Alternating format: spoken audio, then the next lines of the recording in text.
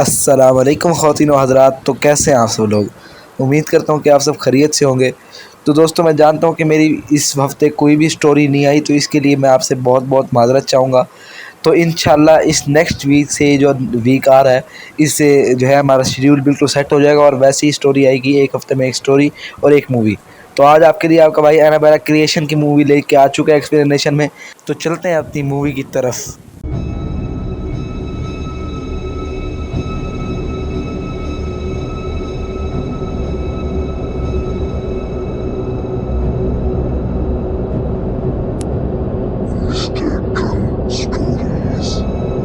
Movie के start में हमें मिस्टर मॉलिंस नाम के आदमी को दिखाया जाता है और हमें बताया जाता है कि मिस्टर मॉलिंस डॉल्स बनाने का काम किया करते थे। एक दिन जब वो अपने घर पर बैठे डॉल्स बना रहे थे, तभी उनको अपने डोर के नीचे एक नोट मिलता है जिसमें लिखा हुआ था फाइंड मी। और वो नोट को उठाते हैं और पढ़ने लगते हैं। वो थोड़ा सा आगे चलते हैं तो उन्हें दूसरा नोट मिलता है जिसमें लिखा हुआ था क्लोजर। ये नोट किसी और ने नहीं बल्कि मिस्टर मॉलिंस की बेटी ने लिखे थे। मिस्टर मॉलिंस की बेटी का नाम एनाबेल था। मिस्टर मॉलिंस अपनी बेटी से बहुत ज्यादा प्यार करते थे। वो किसी भी कीमत पर अपनी बेटी को खोना नहीं चाहते थे, मगर किस्मत को कौन टाल सकता है। नेक्स्ट डे हम देखते हैं कि इनकी फैमिली चर्च से वापस आ रही थी और तभी इनकी गाड़ी का टायर पंचर हो जाता है। मिस्टर मॉलिंस अपनी गाड़ी को ठीक कर रहे थे। इसी दौरान एनाबेल रोड पर चली जाती है और तभी एक गाड़ी आकर एनाबेल को हिट करती है, जिसकी वजह से वहीं पर उसकी डेथ हो जाती है। इसके बाद हमें मूवी में 12 साल बाद का सीन दिखाया जाता है, जहां पर हम एक नन और कुछ ऑर्फन्स बच्चियों को देखते हैं। ये सभी लोग मिस्टर मॉलिंस के घर जा रहे थे। इनका ड्राइवर इनको बताता है अपनी बेटी की डेथ के बाद मिस्टर एंड मिसेस मॉलिंस दोनों बहुत ज्यादा अकेले हैं और तुम्हें वहां जाकर उनका ख्याल रखना होगा। अब ये सब लोग मिस्टर मॉलिंस के घर पर पहुंच जाते हैं, जहां पर मिस्टर मॉलिंस इनको वेलकम करते हैं। इन्हीं ऑर्फन्स बच्चियों में से हमें एक बच्ची दिखाई जाती है जिसकी टांग पर पोलियो था और वो ठीक तरीके से नहीं चल पाती थी। इस लड़की का नाम जेनिस था और ये इस मूवी की मेन कैरेक्टर है। मिस्टर मॉलिंस का घर बहुत ज्यादा बड़ा था। सब लड़कियां मिस्टर मॉलिंस के घर को देखती हैं और बहुत ज्यादा खुश होती हैं। मिस्टर मॉलिंस उनको बताते हैं कि उनका रूम फर्स्ट फ्लोर पर है, लेकिन तभी सिस्टर मिस्टर मॉलिंस से कहती है कि जेनिस चल नहीं पाती, इसलिए मैं और जेनिस नीचे वाले रूम में ही रहेंगे। पर वहाँ पर मिस्टर मॉलिंस उनको एक ऑटोमेटिक चेयर दिखाते हैं जो उन्होंने अपनी वाइफ के लिए बनवाई थी। जेनिस उस चेयर पर बैठती है और बहुत ही आराम से ऊपर पहुँच जाती है, मगर तभी जेनिस के पीछे एक परछाई थी और वो परछाई फिर अचानक से गायब हो जाती है। सभी लड़कियां बहुत ज्यादा एक्साइटेड थी। वो लड़कियां रूम में आती हैं और सभी अपना बेड चूज करने लगती हैं। वहीं पर जेनिस रूम के बाहर देखती है, जहां पर 5 साल, 6 साल और 7 साल लिखा हुआ था। तभी मिस्टर मॉलिंस जेनिस के पास आते हैं और उसे कहते हैं कि ये रूम हमेशा बंद रहेगा, इसको खोलने की कोशिश कभी मत करना। इसके बाद हम नन यानी के सिस्टर को देखते हैं जो अपने सामान को खोल रही थी। तभी वो वहाँ पर एक सीक्रेट विंडो को देखती हैं जिसके अंदर लिफ्ट लगी हुई थी। अब विंडो के अंदर लिफ्ट लगी हुई थी, ये काफी ज्यादा अजीब बात थी। अब सिस्टर उस विंडो को बंद करती है, लेकिन वो विंडो खुद से दोबारा खुल जाती है। सिस्टर दोबारा से उस विंडो को बंद करती है, लेकिन वो विंडो दोबारा खुल जाती है। पर तभी सिस्टर के पास एक लड़की आती है। वो आकर सिस्टर से परमिशन मांगती है कि वो बाहर जाकर खेल सकती हैं। सिस्टर सभी लड़कियों को परमिशन दे देती है और अब सब बच्चियां बाहर जाकर खेलने लगती हैं। यही सब कुछ जेनिस अपनी विंडो से देख रही थी। वो बहुत ज्यादा उदास हो जाती है क्योंकि वो चल नहीं सकती थी और न ही इस तरह खेल सकती थी। अब रात को सब मिलकर डिनर करते हैं। तभी हम वहाँ पर मिस्टर मॉलिंस की वाइफ को देखते हैं, मगर तभी वहाँ पर डोर बंद हो जाता है। अब जब रात हो जाती है तो रात को जेनिस को वही नोट मिलता है जिस नोट पर लिखा हुआ था फाइंड मी। ये एग्जैक्ट बिल्कुल वैसा ही नोट था जैसा मिस्टर मॉलिंस की बेटी एनाबेल उनको दिया करती थी, मगर एनाबेल तो मर चुकी थी। और ये फिर कौन था जो जेनिस को ये नोट लिख रहा था? जेनिस उसी नोट को फॉलो करते हुए उस रूम तक पहुँच जाती है जिस रूम में मिस्टर मॉलिंस ने उसको जाने से मना किया था। जेनिस अब उस रूम में आ जाती है, जहाँ पर वो देखती है कि बहुत सारी डॉल्स पड़ी थी और वहीं पर एक छोटा सा डॉल हाउस भी था जो कि बिल्कुल कॉपी था मिस्टर मॉलिंस के हाउस जैसा। और तभी जैनिस को उस घर से एक चाबी मिलती है। ये चाबी दरअसल वहाँ पर पड़ी हुई कबर्ड की थी। जैनिस उस चाबी को उठाती है और कबर्ड को खोल लेती है। यहाँ पर एनाबेल की डॉल पड़ी हुई थी।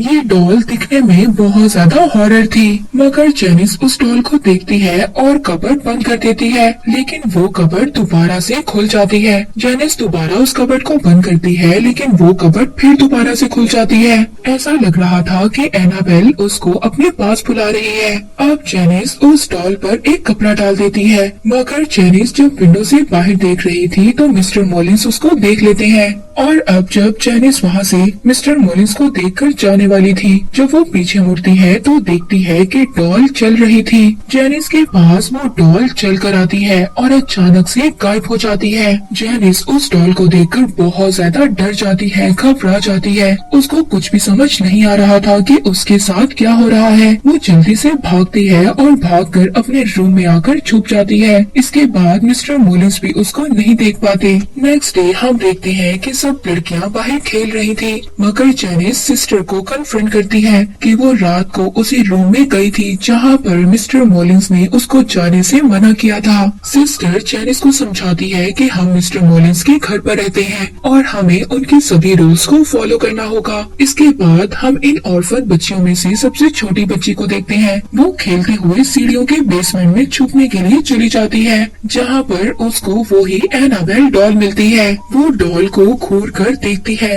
मगर तभी कोई साया उसकी तरफ बढ़ता है और वो डॉल अचानक से गायब हो जाती है। वो बच्ची बहुत ज्यादा डर जाती है और डर कर बेसमेंट से बाहर गिर जाती है। वहाँ पर सभी लड़कियाँ उसको देखकर उसका मजाक बनाती हैं, मगर तभी मिस्टर मॉलिंस अब उस सीक्रेट विंडो को बंद कर देते हैं ताकि वहाँ पर कोई और ना जाए। इसके बाद रात हो जाती है। रात को हम दो लड़कियों को देखते हैं जो अपने ऊपर चादर लेकर टॉर्च लेकर बातें कर रही थी कि मिस्टर मॉलिंस की वाइफ कितनी ज्यादा अजीब है। वो पूरा दिन बेड पर रहती हैं और रात को शिकार करने के लिए निकल जाती हैं। अब जैसे ही ये बातें कर रही थी, मगर तभी इनको यहाँ पर आवाज आती है किसी के चलने की। ये दोनों ये समझ रही थी कि शायद मिस्टर मॉलिंस की ये आवाज है, मगर तभी अचानक से इनकी टॉर्च बंद हो जाती है और एक बहुत ही डरावना साया इनको अपनी तरफ खींचता है, जिसकी वजह से ये बहुत ज्यादा डर जाती हैं और चीखती हैं। इन दोनों के चीखें सुनकर यहाँ पर सभी लोग आ जाते हैं। इन दोनों लड़कियों में से एक लड़की मिस्टर मॉलिंस से कहती है कि मैंने आपकी वाइफ को देखा है।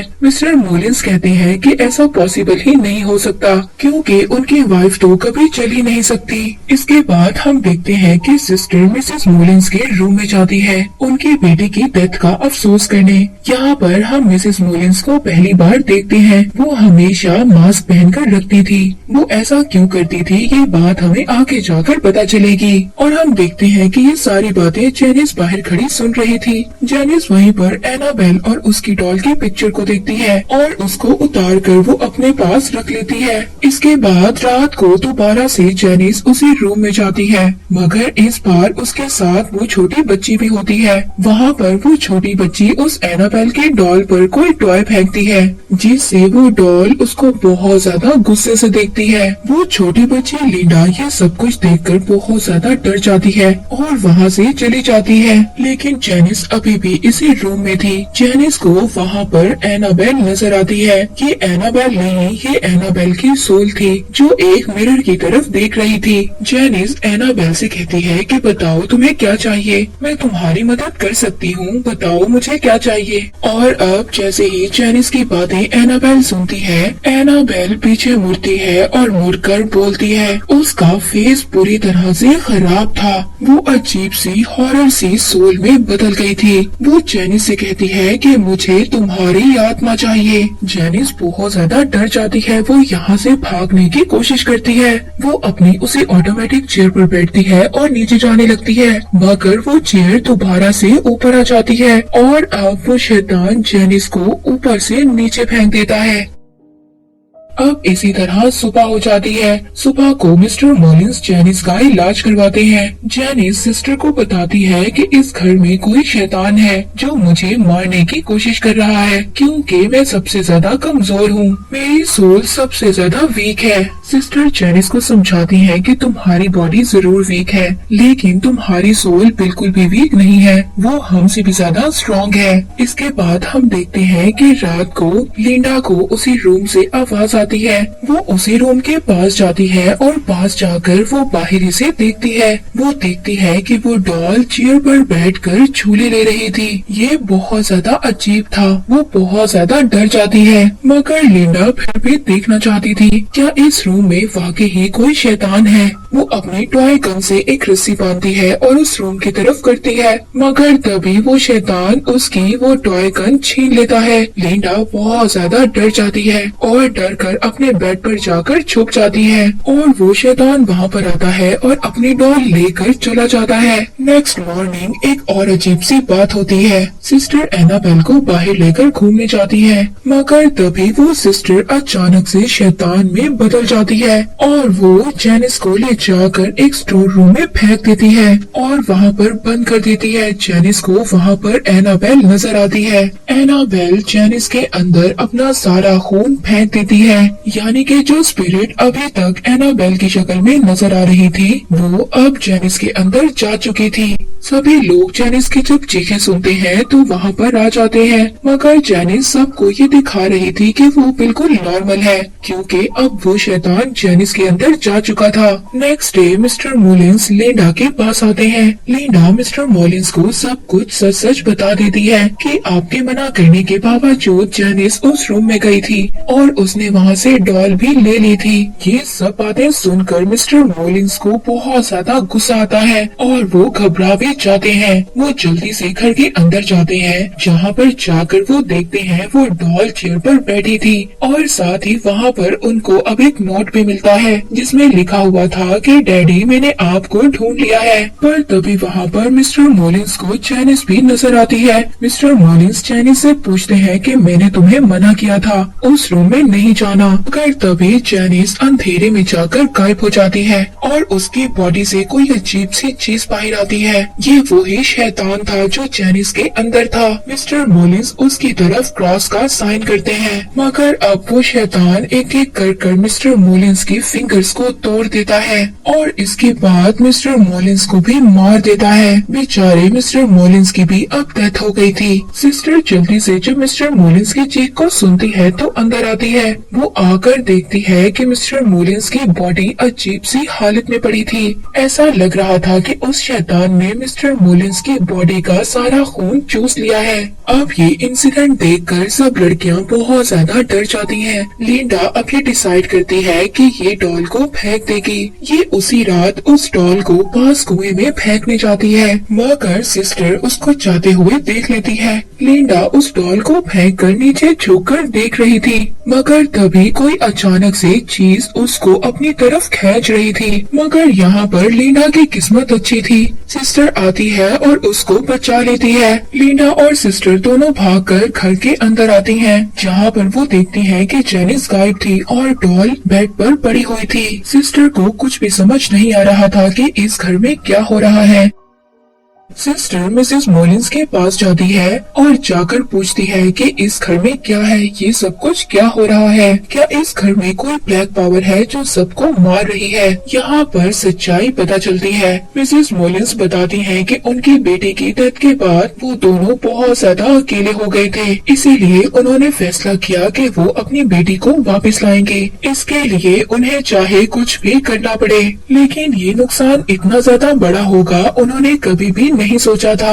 उन्होंने गलत पावर्स का यूज किया अपनी बेटी को बुलाने के लिए और उनकी बेटी वापस आ भी गई और हम दोनों बहुत ज्यादा खुश हो गए थे। मगर तभी हमें पता चला कि वो हमारी बेटी एनाबेल नहीं बल्कि कोई शैतान है जिसने हमारी बेटी की सोल को कैद कर लिया है। वो शैतान हमारी बेटी की शक्ल में दुनिया में आना चाहता था और जब हमें इस बात का पता चला तो मैंने क्रॉस का साइन दिखाकर उस शैतान को वापस भेजने की कोशिश की, लेकिन वो शैतान बहुत ज्यादा पावरफुल था। उसने मिसेस मॉलिंस पर अटैक किया और उनकी एक आंख निकाल ली। ये सब बताकर मिसेस मॉलिंस अपना मास्क हटाती हैं और यहाँ पर हम मिसेस मॉलिंस का असल चेहरा देखते हैं और उनका फेस बहुत ज्यादा हॉरर था। और इसके बाद मिस्टर मॉलिंस ने उस डोर को लॉक कर दिया, वहाँ पर बाइबल के पेजेस को चिपका दिया और इसके बाद उन्होंने फादर और प्रीस्ट को बुलाया और इसी तरह 12 साल गुजर गए, जिसके बाद उन्होंने ये फैसला किया था कि वो अपनी बेटी की जगह दूसरी बच्चियों की मदद करेंगे। मिस्टर मॉलिंस ने यहाँ पर सबको अच्छे के लिए बुलाया था। वो ये नहीं जानते थे कि जेनिस उस डोर को ओपन कर देगी और वो शैतान दोबारा से जाग जाएगा। इसके बाद बाकी लड़कियाँ जेनिस को देखती हैं जो अब चल सकती थी, यानी कि उसके अंदर अभी भी शैतान था जिसने जेनिस को बिल्कुल ठीक कर दिया था। यहाँ पर जेनिस सब लड़कियों को मारने की कोशिश करती है। वो सभी चीख कर बाहर जाती हैं। सिस्टर यहाँ पर सबको समझाती है कि वो सभी एक साथ रहें और सेफ रहें। अब वो सभी लड़कियाँ मिसेस मॉलिंस को भी अपने साथ लेकर जाना चाहती थी ताकि वो उनकी भी केयर कर सके। तभी जब वो उनके रूम में जाती हैं तो जाकर वो अजीब सा नजारा देखती हैं। वो देखती है कि उस शैतान ने पहले ही मिसेस मॉलिंस को मार दिया था और मारकर उनकी आधी बॉडी को दीवार पर लटका दिया था। ये देखकर सभी लड़कियां बहुत ज्यादा डर जाती हैं। वो चीखती हैं और बाहर चली जाती हैं। सिस्टर वहाँ पर लिंडा और दूसरी बच्ची को बचाने जाती है, मगर तभी वहाँ पर जेनिस भी आ जाती है। सिस्टर जेनिस के सामने बाइबल पढ़ने लगती है। तभी जेनिस सिस्टर को उठाकर एक मिरर में दे मारती है, जिसके बाद जेनिस के अंदर जो शैतान था वो वहाँ पर सभी लड़कियों को तंग करने लगता है। इन्हीं में से एक लड़की कॉटेज में जाकर छुप जाती है। तभी वहाँ पर शैतान उसको मारने की कोशिश करता है। दूसरी तरफ लिंडा जेनिस से बचने की कोशिश कर रही थी। जेनिस लिंडा के पीछे थी और उसको मारना चाहती थी। लिंडा तभी उस सीक्रेट विंडो को ओपन करती है, जिसमें वो देखती है कि मिसेस मॉलिंस जो मर चुकी थी मगर अब उनकी बॉडी में जान आ गई थी और वो लिंडा की तरफ आ रही थी। जल्दी से लिंडा उस विंडो को बंद कर देती है। सिस्टर लिंडा को बचाने के लिए आ जाती है। जेनिस एक नाइफ से सिस्टर पर स्टैब करती है, जिसके बाद सिस्टर जेनिस को उसी कबर्ड में बंद कर देती है जहाँ पर पहले वो डॉल बंद थी। वो शैतान पूरे घर को हिलाना शुरू कर देता है। वो अपनी पूरी ताकत लगाता है उस कबर्ड से बाहर आने की, मगर वो नहीं आ पाता। यहाँ पर सारे घर की लाइट्स ऑन ऑफ हो रही थी। इसके बाद ये सब देखकर सभी यहाँ से भागने लगते हैं। हम देखते हैं कि पूरा घर हिलने लगता है और सभी लाइट्स एकदम ब्लास्ट हो जाती हैं और बिल्कुल अंधेरा हो जाता है। अचानक से बिल्कुल हर चीज खामोश हो जाती है। ऐसा लग रहा था कि जैसे वो शैतान अब यहाँ से जा चुका है। इसके बाद नेक्स्ट डे का सीन दिखाया जाता है, जहाँ पर पुलिस आ जाती है। पुलिस उस कबर्ड को खोलती है, मगर उस कबर्ड में सिर्फ डॉल थी। जेनिस वहाँ से गायब हो चुकी थी। इसका मतलब वो शैतान अभी भी जेनिस के अंदर था और वो जेनिस को अपने साथ लेकर आजाद हो चुका है। इसके बाद हमें दिखाया जाता है कि एक ड्राइवर उस डॉल को लेकर चला जाता है और फिर ये सभी लड़कियां भी डिसाइड करती हैं कि वो इस घर को छोड़कर चली जाएंगी। इसके बाद हमें कुछ टाइम बाद का सीन दिखाया जाता है, जहाँ पर हमें कपल को देखते हैं। वो ऑर्फन हाउस से एक लड़की को अडॉप्ट करने आए थे और ये लड़की कोई और नहीं जेनिस थी, जिसका पाँव भी बिल्कुल ठीक हो चुका था। इसका मतलब अभी भी शैतान उस जेनिस के अंदर था। हमें इसके बाद जेनिस को बड़ा होते हुए दिखाया जाता है। 12 साल बाद हम देखते हैं कि जेनिस अब बड़ी हो चुकी है। उसके पेरेंट्स को उसकी आवाज सुनाई देती है। उसके फादर जेनिस को चेक करने के लिए जाते हैं, मगर तभी वो अपने फादर का गला काट देती है और इसके बाद वो अपनी मदर को भी मार देती है और यही आवाजें सुनकर इनकी नेबर जाग जाती है और इसी के साथ ये मूवी यहीं पर एंड हो जाती है। तो ये थी भाई हमारी आज की मूवी एक्सप्लेनेशन। तो नेक्स्ट वीडियो तक के लिए अल्लाह हाफिज and thank you for watching.